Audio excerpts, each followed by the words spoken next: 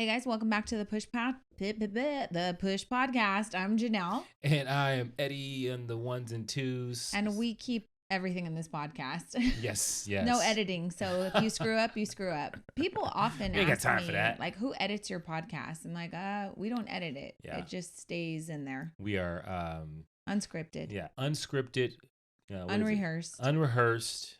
This is like an SNL, Exactly. right? But they have cue cards. They have like gigantic cue cards for their like. I don't know. People are not reading cue cards. Yeah, they are.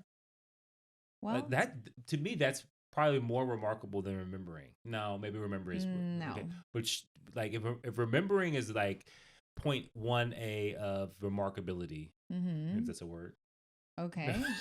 Part 2 would be acting off a script, like script cards. Like they say that Marlon Brando, the Godfather. Marlon Brando. Brando, what'd I say? Brandoff. Brando. Marlon Brando. Used cue cards for his lines in The Godfather. Where'd you get that information? It's all like it was in the documentary. It was like real. So and like the actors that were in the movie, they were like, on my shirt was like Cue cards. his cues, his lines. I don't know. I feel like you get thrown off by cue cards. Like I can see a note and it will like take me back on track. I know exactly where I need to go, but I feel like you're reading it while you're trying to, like, it's not the best thing for you. It's not. No, Yeah. I need to either remember or not. just use Wing it. I need to be prompted. I'm like a human chat GPT. If I just read a few lines and I can just go. Okay. If I'm trying to read verbatim, I don't know. Every moment I speak, I want it to be unique and custom. Oh, Jesus. Okay. Unique and custom. Okay. Do you have a what in the world? No, I know you do. What is my what in the world? Well, my what in the world. Why don't you tell my what in the world in your version? Okay. So you recently went somewhere, and we will not say any names to protect the innocent. But we just try to keep it real, right? I think it's just funny. It's funny. It's real, and it's one of those things where we're trying to get people the realization that they're crazy, right? Oh, okay. What's something wrong with that? No. Okay, so you came back home and you told me about a story where Carissa, our videographer, right, is from the wonderful country of Canada. I love Canadians. I love all people, right? Carissa, to give context, is about 4'10". She's been working with me for many years. I doubt it. She's been working with me for many years. She's probably one of the kindest people I know. Right. Her mom has a problem with her. By the way, she's 27. Right. But her mom has a problem every time she comes to America, California, because she doesn't think it's safe here. Right. She always asks her, "Are you sure you're not going to get shot? There's not going to be guns."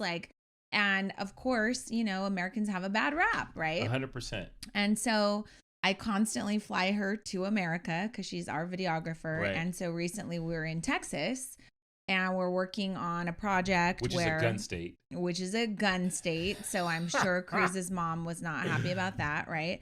And so I'm introducing her to someone that I just met too that I don't really know. And I'm like, oh, and this is also my videographer, Carissa. Right. She's here all the way from Canada. And the person responds and says, I hate Canadians. And I was like, what? Right. Oh, Canadians are too nice. I said, well, Carissa's exceptionally nice. And he said, well, all the more reason for me to hate her more. I just do not. Like, it was something along the lines of, yeah. Like, you know what I mean? Right. Like, yeah, they're just too nice. It's over the top. It's unnecessary. Right. Canadians are unnecessarily nice. That's what he said. Right.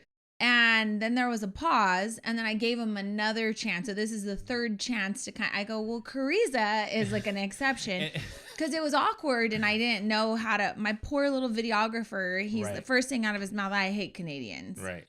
And I saw her eyes kind of go like, oh my God, I go, well, you can't hate Carissa. She's super nice. And he goes, well, that's why nobody likes Canadians because they're way too nice, like over the top nice, unnecessarily nice. And I was like, okay, I'm gonna give him another chance because he's just meeting her. Right. And this is abrasive, And so I gave like a third, I was just trying to give little crumbs like, hey, say something like, I'm just kidding. I'm sure you're cool. Something nice to meet you. But it never came. And so when you told me this, I was like, wow, right? Like, one, the audacity to say that, right? But two, I don't like my brain goes into this whole thing where I'm like, I don't think this person knows the gravity of what they're saying. No. Well, okay. So in the person's defense, I was like, okay, this must be a joke. But But the never problem said. is they never said, just kidding. Right. I'm sure you're nice. You know, Right. like I'm sure you're the exception, something. And it hurt Crease's feelings. Right. And so I was As it like, should. yeah, as Yeah. it should. Like, especially here's my, I guess the what in the world is when you joke with someone, but you don't have the relationship to understand the context of what their humor is like. Right. And so I just wonder how many people use jokes when they first meet someone, knowing that people don't know them. Right. Like that's not a joke, right? And so she was offended by it. Because you don't know what their intent is, right? So like if you don't know someone, they give you a joke, right? And you don't know them very well, you're caught off guard because you're like, are you really trying to insult me? Are you? Well, that's why I gave 3 chances to like clean it up, and it never... didn't get mopped up. So I was like, oh, this is really interesting. Right. And so, you know, a couple days later, I had mentioned it to like a mutual friend, and I said, yeah, it was pretty hurtful. Oh, they didn't mean it like that. It was just a joke. Okay, well, I get that, but we didn't get that. Like it was her first time meeting this person, and it was just kind of off the wall. So you thought it was like there was a whole podcast episode about this, because I think self-awareness is something that you pride yourself in, and you think that we were somewhere. Where were we? Oh, we were at a concert the other night. We were at the Jill Scott concert, and there was very limited seats, right? We're sitting at the Hollywood Bowl on benches.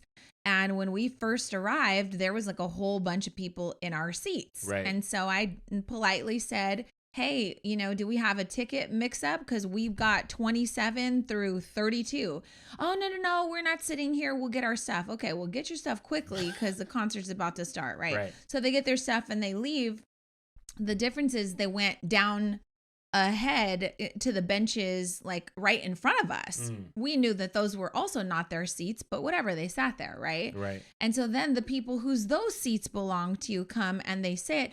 Only thing is 2 of them decided to stick it out and pretend like they were their seats, and they kept their bags and their purses and their picnic baskets. And it was one of those concerts where you could bring like a small ice chest.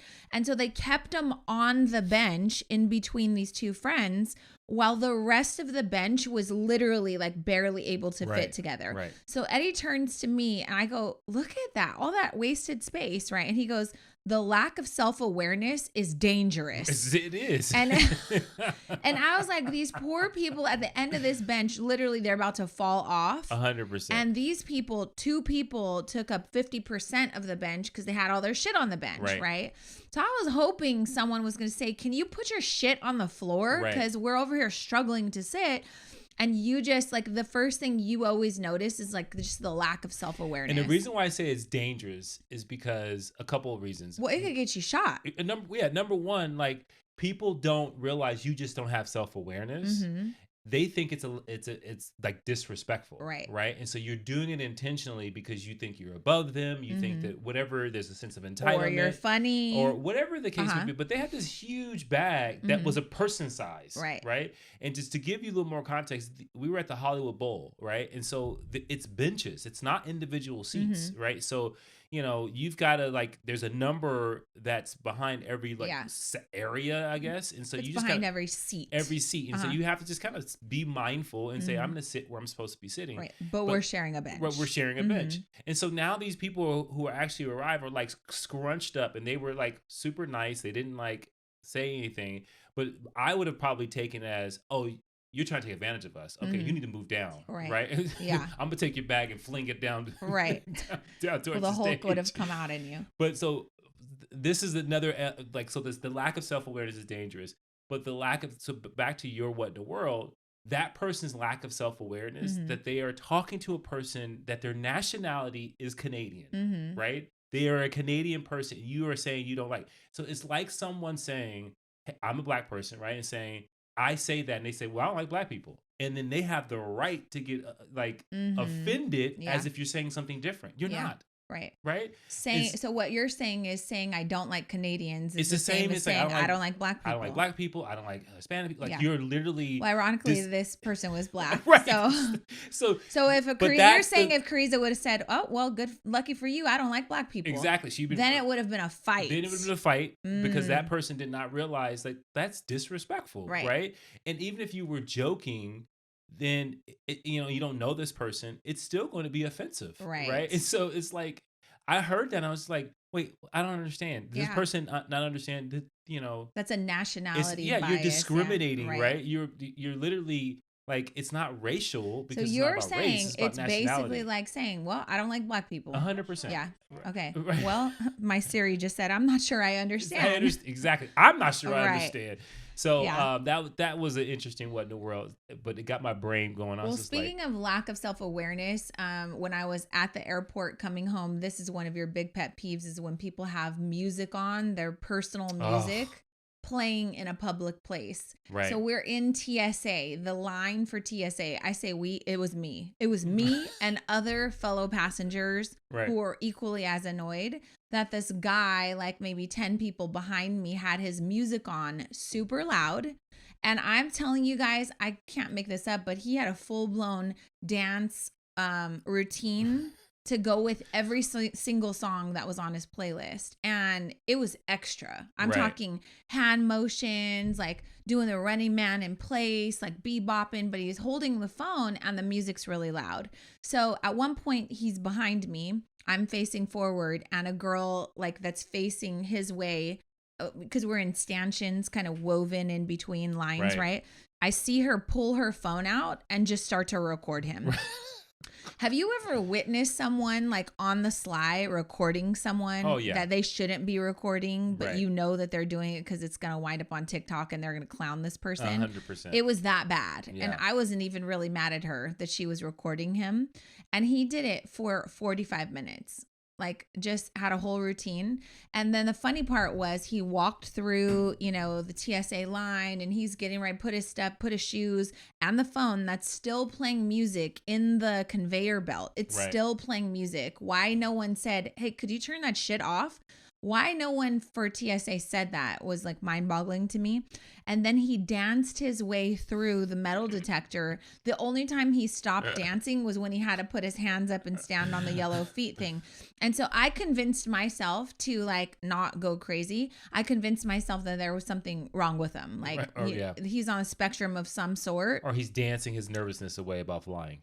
Honey, it was for 45 minutes. It was like routine stuff, right? So I was just like, I'm gonna let him do his thing. But it was so disruptive, in the entire like TSA area. Well, I think early on one of our episodes, like maybe even a couple years ago, we talked about this, and I talked about like it infuriates me. It's like one of those things where I cannot stand when people play music loud on speakers or in a public place that we're sharing, right? And we are starting to golf, and I tell you, like sometimes you get paired with people and they want to play music. I'm just not a fan of it. Well, will you tell them, hey, can you turn that off? Oh, going forward, I will, because I went and played. And the thing is we had invited, I didn't invite, my friend Jason invited some people, and they were playing the music. And so I was just like, okay, do I want to, do I want to piss people off? Do I want to just jack the vibe? Do I want to say I don't like Canadians? Can you turn that shit off, please? I'm trying to hit this ball. I'm not great at golf yet, and it's just distracting as hell. But like to me, it's just like ask, like, hey, are you okay if I play music? Actually, I'm not okay with it. It's a lack of self-awareness. It's a lack of self, and it's one of those things where people do it, and for whatever reason in their mind, they think you will enjoy this too.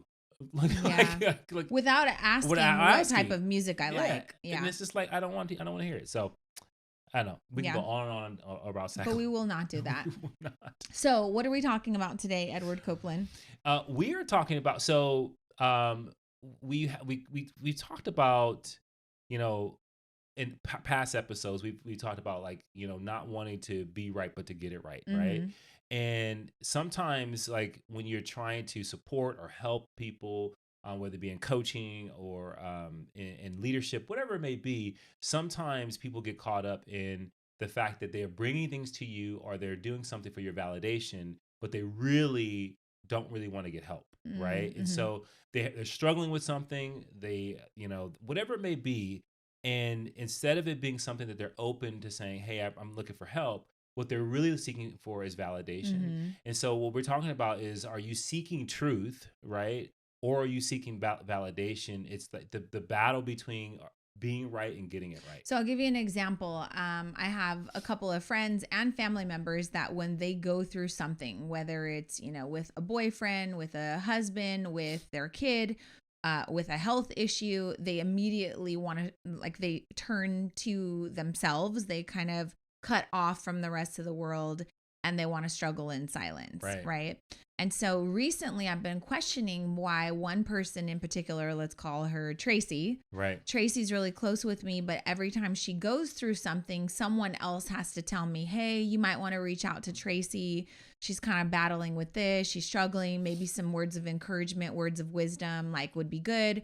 She listens to you. Okay. Well, I've realized that Tracy, one, likes to struggle in silence.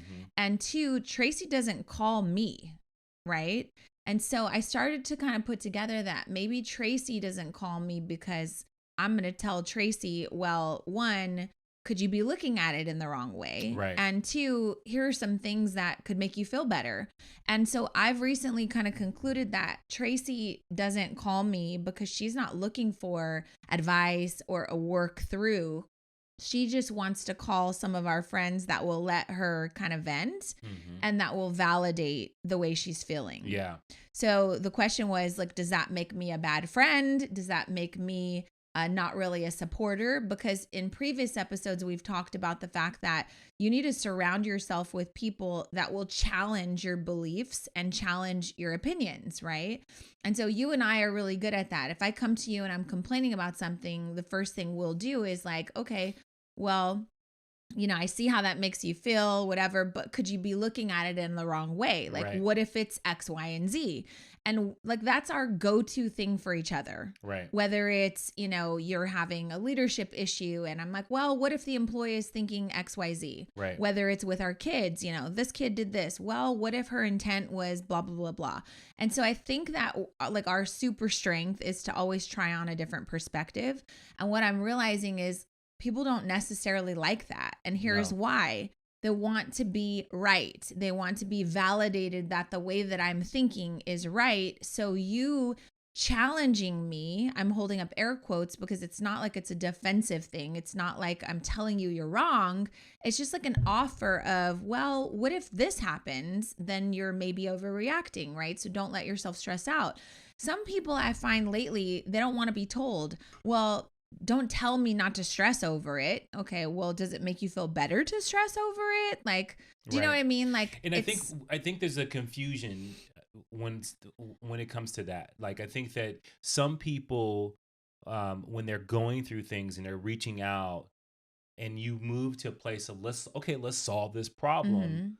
They register it as you're invalidating my feelings, right? Or you're making me feel like you're minimizing how I'm feeling to move because you're moving to a solve. Yeah. And what I mean by that is when you're looking for validation, break this apart. You're looking for someone to affirm, to approve, to confirm that the way you're feeling is right and you have the right to feel that way. Right. But and that may be true. The situation may be warranted that you're stressed. The situation may be warranted that you're upset, that you're saddened, whatever the case may be. But you have to make a decision on what's your goal, right? Is your goal to stay there or is your goal to kind of solve and move through it? And I think that there are times where people feel like solving it is basically saying you shouldn't feel that way and that I should always feel this way. Yeah. And no one will ever say I should always be upset by this or I should always be frustrated with that. But what they unconsciously are saying to themselves is that this is not going to change. I'm not going to change how I feel, right? And what we have kind of moved to is, and I don't know, maybe we're the problem, right? But we moved to a place of here's how I feel. I don't want to feel like this anymore. So what's the solve? Right. Well, I'll give you an example, because when you say validating someone's feelings, I that's something that can be very triggering for people. Right. I'm not saying gaslight people into thinking that they don't have a problem. Right. So I'll give you an example. A few years back, I had a mammogram that came back irregular. Now, I could jump to a million conclusions, and is it worrisome? Of course, right? Do I want to die from breast cancer? Absolutely not. Right. Women in my family have had breast cancer, but if I allow myself to go to the worst thoughts, that's not helpful. So if I come to you, which I did, and I say, okay, well, this is what's happening, you're going to hear how I feel.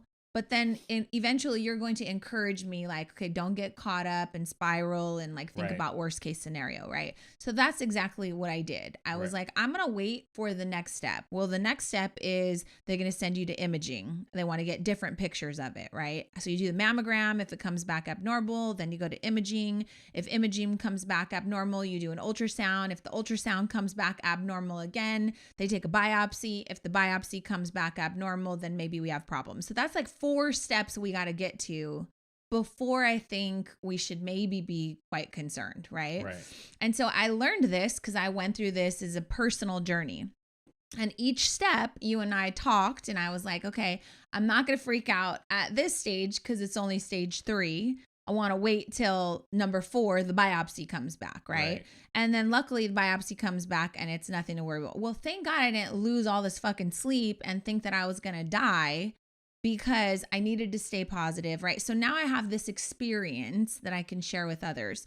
So I've had probably 5 other friends come back and say, I had a biopsy or I had a mammogram that was abnormal. And all I can do is say, I know that it can feel scary. Let me share my, journey, hoping that it will help you, because if I can give you any advice, don't panic right now. It won't be helpful for you to think worst case scenario, right? So that's usually my approach. I say that so that you understand I'm still validating the fact that it's troublesome and you're probably going to be worried, but here's been my experience, in hopes that I'm gifting you a little bit of relief. Does that make sense? Yeah, and I think that it makes perfect sense to me. Right. And I say this because I think the audience needs to know that, like, the reason why you're trying to provide that perspective is because the last thing you want to do is suffer in your imagination. Right. And then all of a sudden your imagination torments you. You're stressed out. You can't sleep. You can't eat. Your relationships are impacted. All of these things before you actually deal with the reality. And let's just say, unfortunately, let's say that the issue is a real issue. So now you suffer twice. Right. Before you realized it, and then when the reality hit. And I think some of that is unnecessary, especially when most of the time everything's going to be okay. Right. And so I think that that's a perspective that I think people will have a tough time with. And I think that the understanding, like if you bring something to me and I'm talking to you about a perspective, it's not that I don't understand you. It's because I do understand you. It's because I do have experience. Yeah. It's because I understand the situation you have. The empathy is there, but the reality is I'm here. You're bringing it to my attention, and now let's collaborate on how we're going to give a perspective that allows you to live in a better place than you're living right now. And I think that that's the part that people don't realize. Like, when people give you well-meaning intentional feedback or well-meaning perspectives, and they want to share from experiences, that's the key. It's well-meaning. And your job is to kind of take something that will be helpful to you so you don't stay in the place that you're at, and then discard whatever you don't think is helpful. But if you're taking in like feedback that people are providing to you and you're like rejecting it because you want to be angry and sad, and then you're labeling that, well, my feelings weren't validated. When I told you I was worried, you didn't listen. And I'm not saying that this happened, but I'm just saying that there are quite a few people that I can tell, they like to just, I want to be in my feelings. I want to be upset about this situation. I do want to think worst case scenario. I do want to let my thoughts unravel. And I want to be mad that nobody understands. And the key to this podcast episode is that most people do have some sort of perspective or something to offer you. And so struggling in silence, I haven't seen that is really effective, right? Yeah. And then I think you have people on the other side of that too, that are so proud, and their pride is so strong in a negative way. And what I mean by negative way is that they go through something emotionally. You have a perspective that you can provide them, but their pride won't allow them to accept it because they want to figure it out. Yeah. Right. And you're invading on their, like, you basically, I feel this way. I haven't figured out how to get through it, but I'm too proud to ask for help. Right. And so if you give me a solution, it's basically saying I'm not smart enough to figure it out on my own.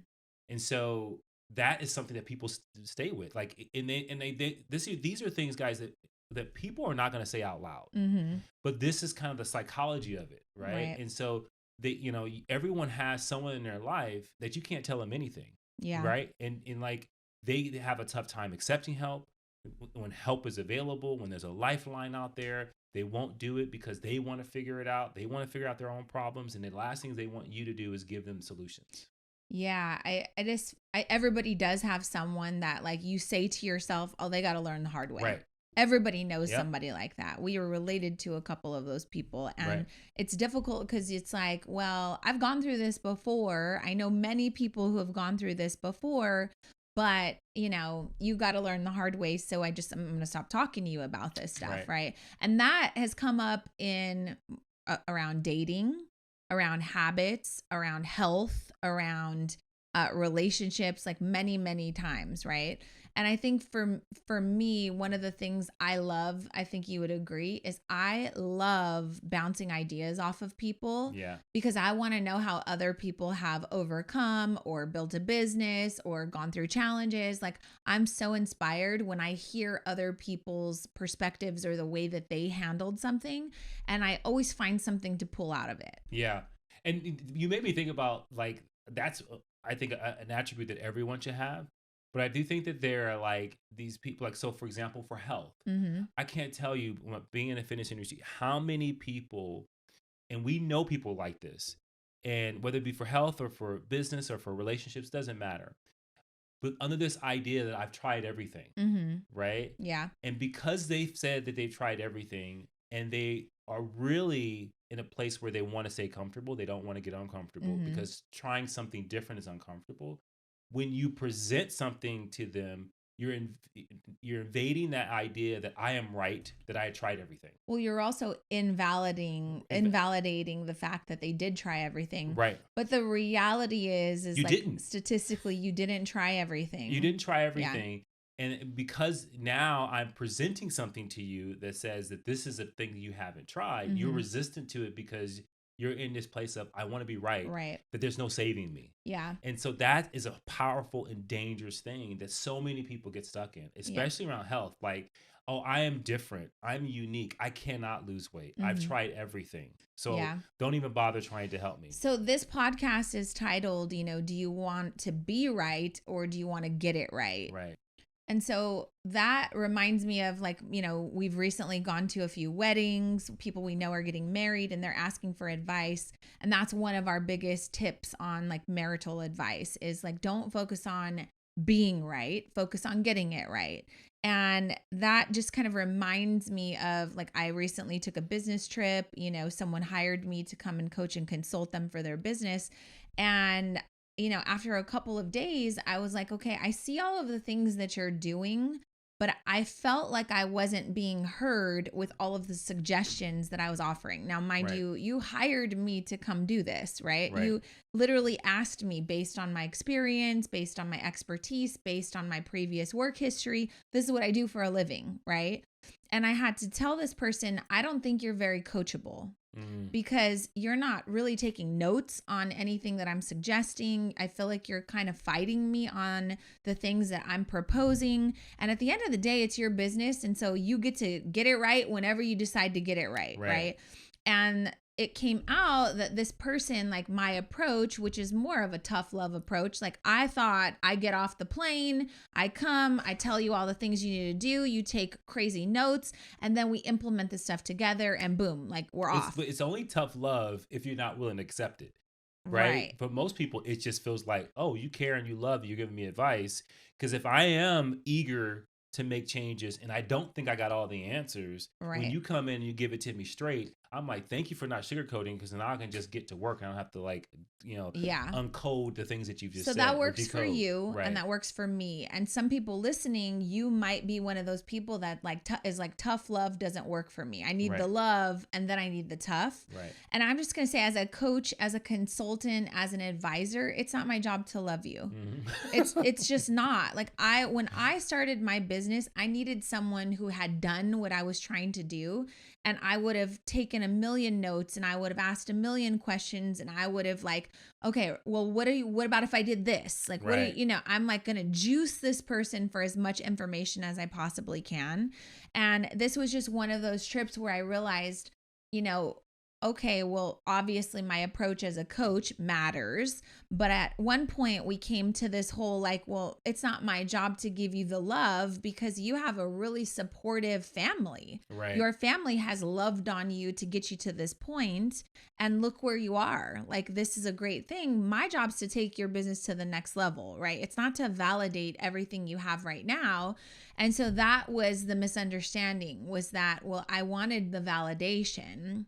And I had to say, like, that's not what my job is. Like, Right. my job is not to say, hey, good job on this, good job on this. And so I think together we realized that's something that you, as a listener, you have to ask yourself, when I'm going through something challenging, am I good at receiving help? Am I good at being coachable? Right. Am I good at trying on new perspectives when I'm faced with something that's unfavorable or stressful or new even?